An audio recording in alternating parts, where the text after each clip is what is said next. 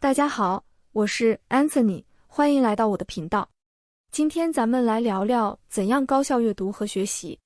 那在上期视频里，我们主要强调了这样一个原则，就是阅读应当首先以个人的体验为最高原则。人的体验的自由生成，高于一切既定的学科框架和道德尺度，哪怕他从一本书中解读出了不符合作者的意思，哪怕他所阅读的文本是不那么政治正确，或者道德上有问题的，但只要这段文本给了他全新的领悟，激发了他对自我和世界的深度觉察，就都是值得鼓励的。这一原则不仅适用于阅读，而是体现在我们对一切事物的体验上。在私人的领域内，我们应当去除对自己体验之间的一切审查标准，不论这种体验在世俗标准看起来有多么肤浅，都是值得探索和挖掘的。正如我们在5月3日的那期视频所说，如果我们认为某些内心体验本身就是不道德的、邪恶的，因而是不值得被接纳和探索的，那么这种想法本身就是在强化解离和分裂的防御机制，结果是当事人只能靠内疚、羞耻和恐惧才保证自己的道德，但这恰恰破坏了道德的基础和前提，那就是一以贯之的自由意志。正如我们所反复强调的，真正稀缺的并非深刻和正确的文本，而是对体验的解释资源和能力。在一个好的教育者看来，任何文本其实都可以具备巨大的解释空间，只要学生对任何一个文本或现象发自内心的感兴趣，教育者都可以通过引导和对话，从中挖掘和诠释出富有启示性的内涵。那么今天这期节目，我们就来讨论怎样实践这种对话式的学习。其实在之前的节目里，我们不止一次地提到对话在学习和阅读中的核心地位。比如苏格拉底的对话就是如此，他并不直接传授知识，而是通过不断提问，引导对话者发现内心潜藏的知识。苏格拉底认为教育不是灌输，而是助产，也就是将知识从灵魂中引导出来。柏拉图由此认为，知识之所以能够从一个人的意识中浮现出来，是因为在这之前，知识已经潜伏于他的灵魂之中了。在这种教学观里，学生才是学习的主体，而老师只是一个引导者和反馈者，他的作用是制定一种框架，提供一个安全的氛围，使学生探索，并不带预设和评判性的反馈学生的思想和体验。这样一个理想的、纯精神性的对话者，对一个人的学习有着极为关键的作用。我们打一个粗糙的比方，这个对话者类似于一个能够接收和放大信号的雷达站。人们常以为学习是纯粹个体内部的思考，但真正的理解，尤其是关于自我和情感体验的理解，总是需要先发出一个信号，然后被接收和被回应，最后才能再重新被自己听见。这个他者应该具备2个条件：第一，他能及时地反馈我们的信号，而不是吞没或者不回应；第二，他能够准确、不歪曲地反馈我们的信号，能够与我们调谐和共振。现代心理学也是这样认为的，也就是多与儿童讨论感受，能显著地促进儿童的反思功能，能够对体验进行编码，也就是文字化和语言化，是个体发展出心智化能力的关键，而这种语言能力起初只能来自于抚养者的反馈。安全型依恋的儿童能流利地与母亲讨论很多问题，能一起玩、开玩笑，而回避型的儿童与母亲谈话的内容则相当局限。而这种依恋风格很大程度上可以预测当事人日后的成长和发展。需要说明的是，我们这里所说的语言交流，指的是一种纯精神性的看见彼此的交流，而非为了某个具体和现实的目的。举一个例子，一个小孩子哭了，他的妈妈可能会问他，你是不是尿尿了？然后妈妈可能会直接换尿布，但是更加敏感的照顾者除了考虑上述情景外，还会考虑到这个孩子的感受，并且意识到这种感受本身需要被看见，与生理需要无关。比如照顾者会问，你是不是感觉屁股湿湿的？你是不是觉得自己一个人待太久了？这2种问法的区别是，一个只关注外在的生理需求，而另一个是明确地意识到，人还有一种纯精神的需要，就是一种在生理需要之外的，希望自己的想法和感觉单纯地被他人所感知的需求。借助这样一个理想化的中介，孩子能够辨认出哪些是我的内在体验，哪些是外部现实。这种区分能力看似很简单，其实是一个相当高的要求。正如我们在5月3日的那期视频所说，许多人是做不到这一点的。在很多时候，他们会把内心冒出的情绪和观念直接等同于外部行为和现实，陷入了一种心理等同模式，就是暂时失去了对内心世界和外部现实的区分，直接的将自己的内在感受投射到外界，丧失了这种边界意识，也丧失了对这种体验进行重新诠释和解读的能力。这其实都可以归结于当事人在成长过程中缺乏一个好的反馈者，缺乏回应的信号，就像丢进大海里的石头，久而久之，我们会质疑自己的感受是否真实，是否值得被聆听，甚至怀疑自己是否还存在。在一些有自残和自虐行为的人那里，我们都可以发现，当事人往往长期处在孤独的状态，或者虽然在人际关系中，但却并不被重视和看见。那么自残行为其实就是当事人采用极端方式来强化自我存在的感觉。缺乏对话和反馈的另一个危害在于，当事人没有他者来协助去重构经验，只能重复已有的困扰，在旧的语言和认知框架里兜圈子，无法递进和迭代。因此，我们说这种对话能够使一个人在对话中更能发现自己，看见自己。所谓发现自己，其实就是发现自己的丰富性、复杂性和独特性。因为一个人越来越多地意识到自己的不同体验，这些体验的排列组合就像一串独特的编码。当这种编码的长度积累到一定程度，就构成了一个人独一无二的个性。他们不仅描述了我是谁，也揭示了我是如何成为这样的我。这个编码不是天生给定的，而是在被理解、被回应、被命名的过程中慢慢形成的。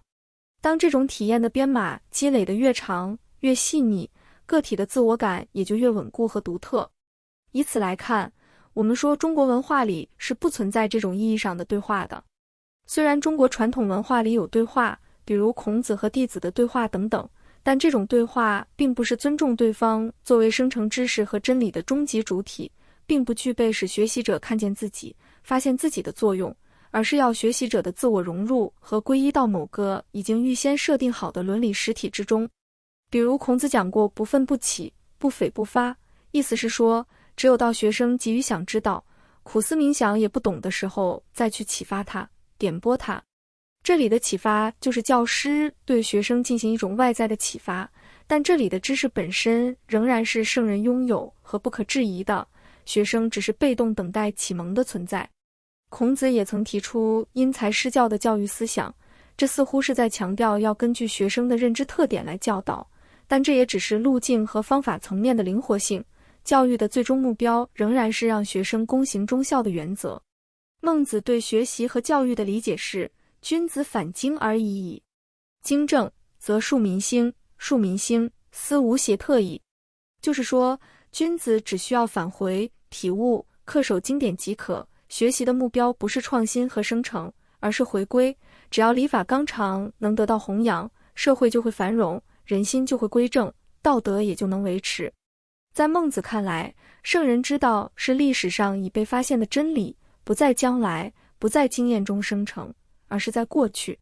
圣道的传承依靠闻而知之，也就是靠文本和师承，和见而知之，也就是模仿当代圣人两种方式，而非从自身的经验出发去建构和生成。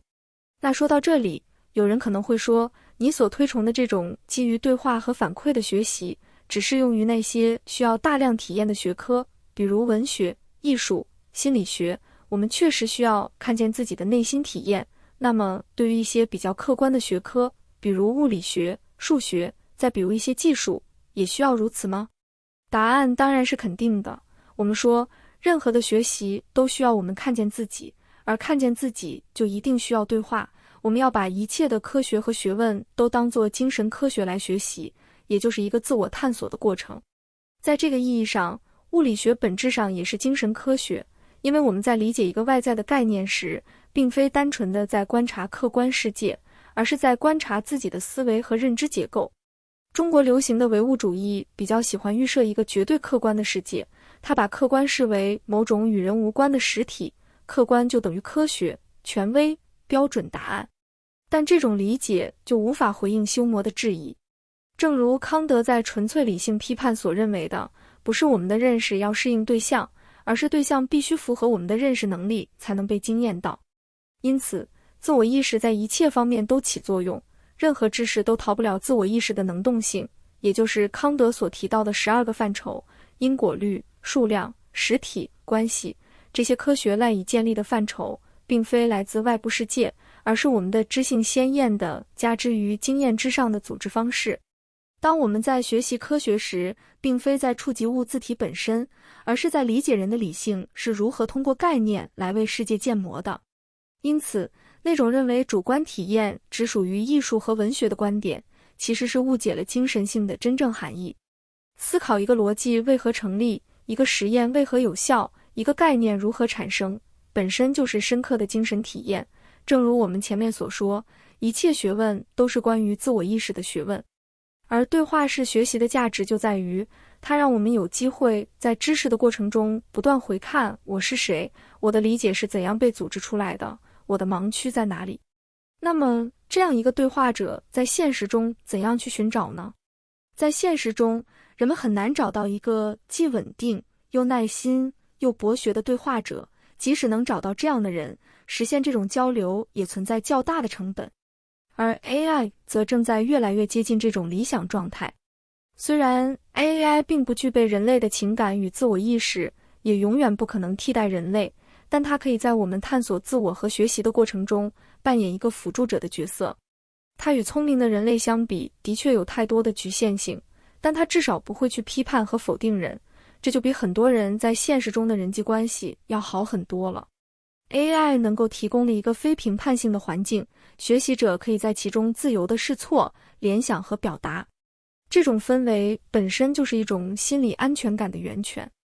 在真实的人际互动中，我们往往因为时间、距离、情绪等问题，很难持续地获得高质量的回应。而 AI 的一个巨大优势是它可以随时响应，永不厌倦，可以不断迭代地陪你思考。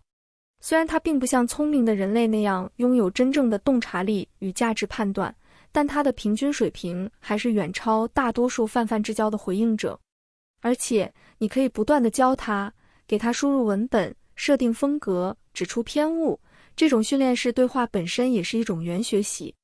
有人说 ，AI 只会迎合人类，顺着你说话。如果你依靠它来决策和判断，它会强化你的偏见，甚至把你引向错误的道路。但我认为，这种担忧其实是对 AI 的功能和定位理解不清。